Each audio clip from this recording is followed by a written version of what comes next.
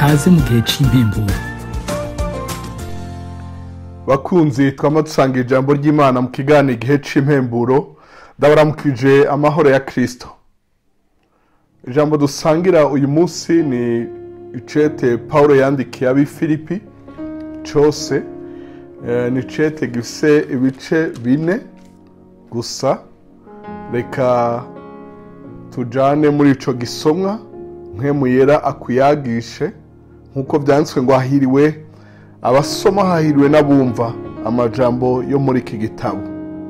Icete Paulo yandikiye abi Filipi kuva ku gice ca mbere turasoma. Umutwe w'amajambo uvuga ngo indamukanya. Paulo na Timoteyo, abagurano ba Kristo, turabandikiye abera bose bo muri Kristo Yesu b'i Filipi, hamwe n'abazezwa shengero n'abakozi baryo. Ubuntu bube muri mwebwe n'amahoro biva ku Mana Data wa twese no ku Mwami Yesu Kristo. Umutwe w'amajambo uvuga ngo Paulo ashima Imana. Shima Imana yanje uko mbibutse kose, kandi uko nsenze kose mbasengera mwese nezerewe, kuko mwafatanyije nanje gukwiza ubutumwa bwiza muhereye ku munsi wa mbere mugashitsa n'ubu. Kandi ico nizigiye ntakekeranya nuko atanga igikorwa ciza muri mwebwe azogiheraheza gushitsa ku munsi wa Yesu Kristo. Nanje birambereye kubiyumvira ko ntyo mwese, kuko mbafise mu mutima, kuko mu ngoyi zanje no mu gukiranira ubutumwa bwiza no kubucimbataza mwese musangiye nanje ubuntu bw'Imana. Imana niyo ntanze ko icabona cingene mbagirira igishika mwese fise imbabazi za Kristo Yesu. Umutwe w'amajambo uvuga ngo Paulo asengera abi Filipi. Kandi ico nsengera kugira ngo urukundo rwanyu rugwire rwongerekane mu bwenge no mu kumenya kose, murobanura ibidahwana, muhore mutagira ubupfunya canke ikigwisha gushitsa ku munsi wa Kristo, mwuzuye imbuto zo kugoroka ziheshwa na Yesu Kristo, ngo muheshe Imana icubahiro n'ishimwe. Aho Paulo avuga umutwe w'amajambo ngo kuboho kwa Paulo kwashize imbere ubutumwa. Bene data, ndagomba ko mumenya yuko ivyambaye ko cane cane vyashize imbere ubutumwa bwiza, bituma ingoyi zanje zo ku bwa Kristo zimenyekana amasoda bahora bashibama kwa Kaisari bose no mu bandi bose. Kandi abenshi bo muri bene data bari mu Mwami wacu baremeshejwe n'ingoyi zanje, barushiza gutinyuka kuvuga ijambo ry'Imana bashize amanga. Mugabo bamwe ishari n'amahane nivyo bibatera kuvuga ivya Kristo, abandi babivugishwa no gushira icira. Abo bavugishwa n'urukundo kuko bazi ko nashiriweho gukiranira ubutumwa bwiza. Babandi keba niryo ribatera kuvuga ivya Kristo atari uko bivuye ku mutima, biyumvira ko ari kongera kuntoneka mu ngoyi zanje.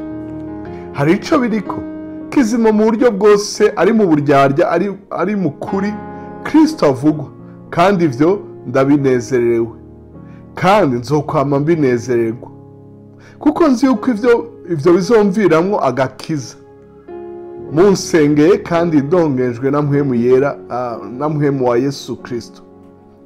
Nkuko niteze cane nkizigira ko hatazogira ikintu kimaramaza, ariko ko mu bushizi bw'amanga bwanje bwose Kristo aheshwe icubahiro n'umubiri wanje nkuko bihora biba, nanone ko ariko bizoba naho noba ndiho canke naho noba pfuye.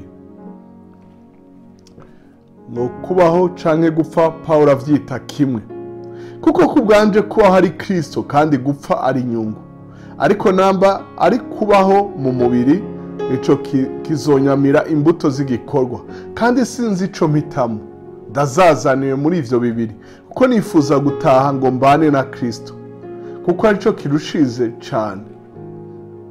Yamara kuguma mu mubiri nico corushiza kubagirira ikimazi, kandi ko nizigiye ivyo ndazi neza yuko nzogumaho nkabana namwe mwese, kugira ngo muje imbere munezererwe ukwizera, ngo muze murushize kunyirata muri Kristo Yesu usubiye kugaruka iwanyu.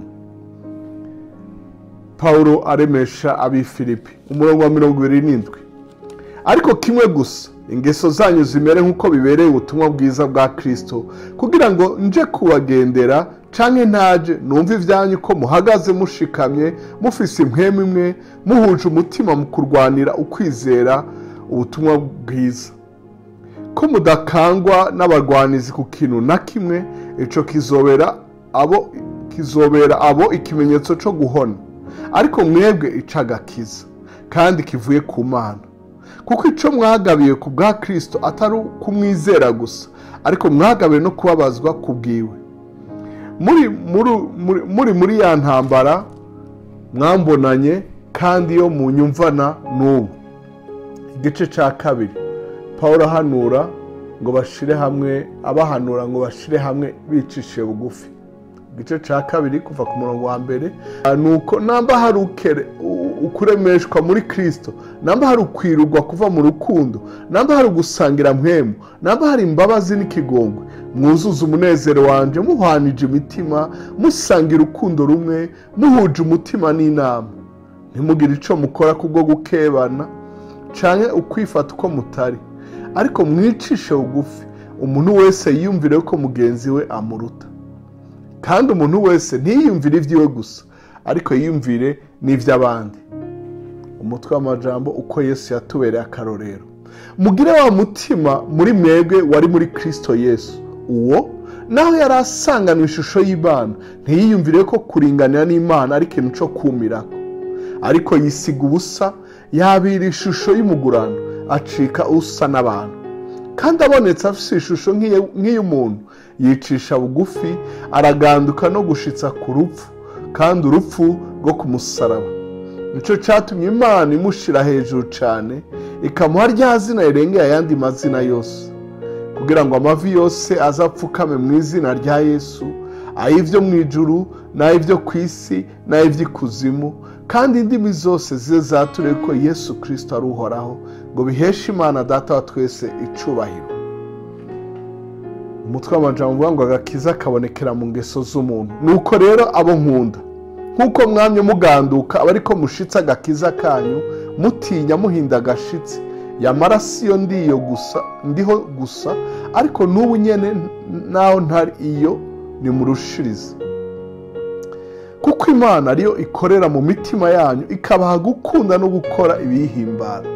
Mukore vyose atakwidodomba, ataguharira, kugira ngo ntimugire umugayo canke akarohe, mube abana b'Imana batagira agasembwa hagati y'abiki gihe bagoramye b'ibidambidambi, abo mubonekeramwo nk'amatara mw'isi, mwerekana ijambo ry'ubugingo, kugira ngo mbone ico nzokwirata ku munsi wa Kristo, yuko ntirukiye ubusa kandi ntatamijwe n'ubusa, ariko asangwa nkwiye gusukwa ku kimazi c'ukwizera kwanyu no kw'ibango ryako.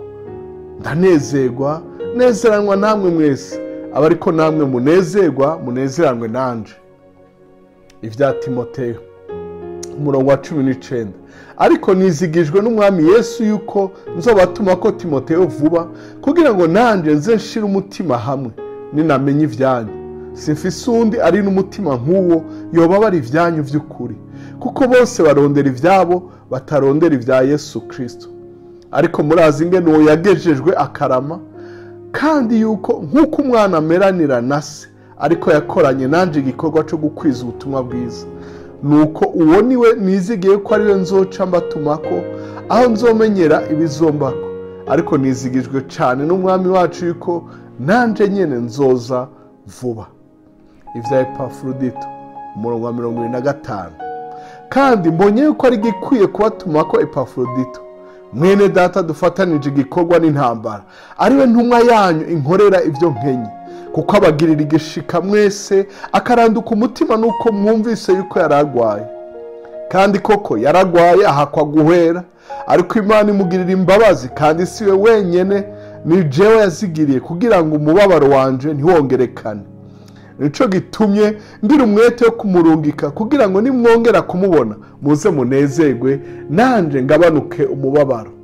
Nuko mumwakirana umunezero mwinshi kubw'Umwami wacu, kandi abameze nk'uwo mwame mububaha, kuko yagarukiye hafi yo gupfa kubw'igikorwa ca Kristo, yahevye amagara yiwe ngo ashikane ivyasigaye vyo kumfasha kwanyu.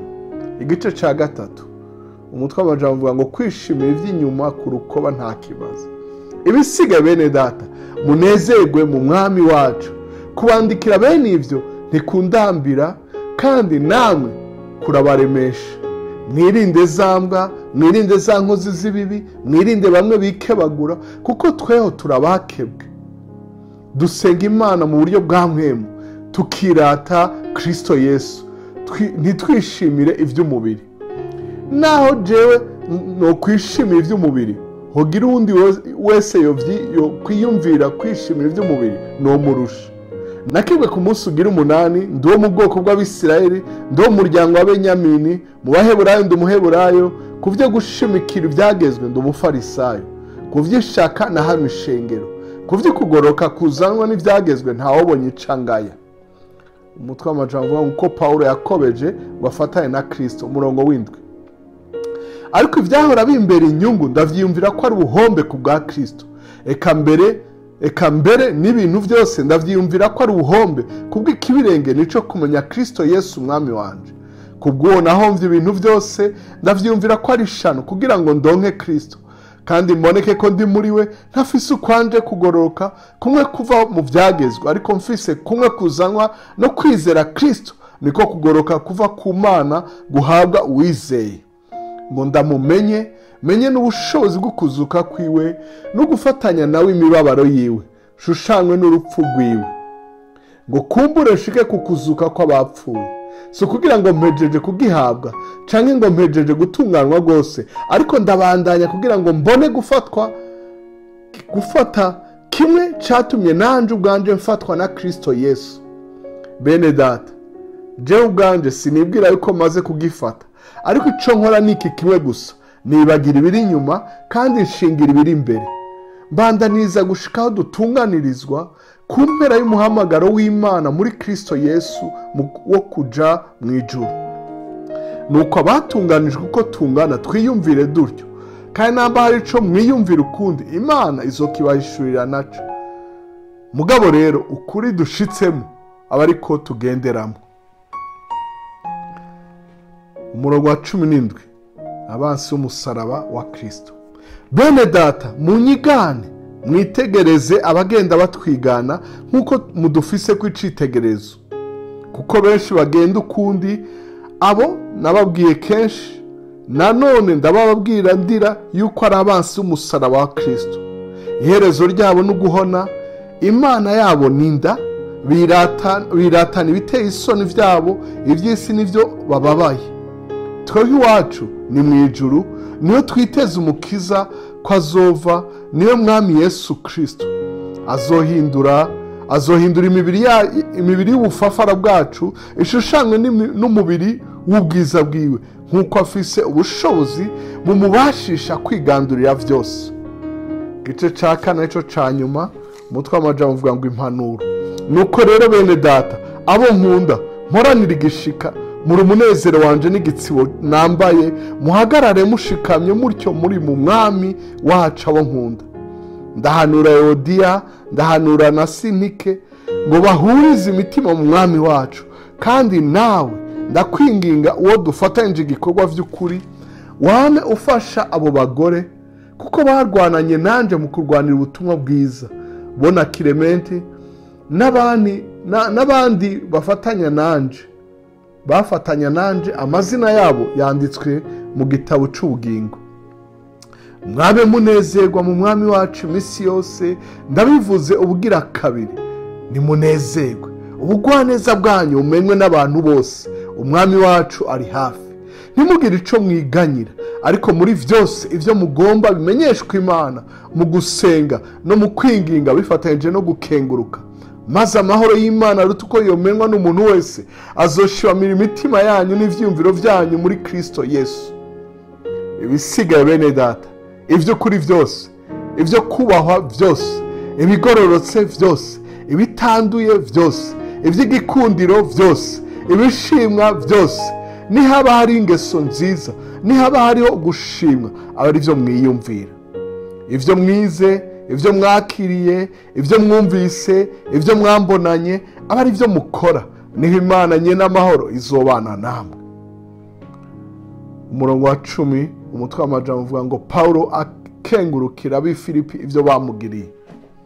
Ariko ndanezerewe cyane mu mwami wacu kuko mwahavuye mukongera kubabara ivyanje kandi mwaranabibabara ariko mukabura uburyo.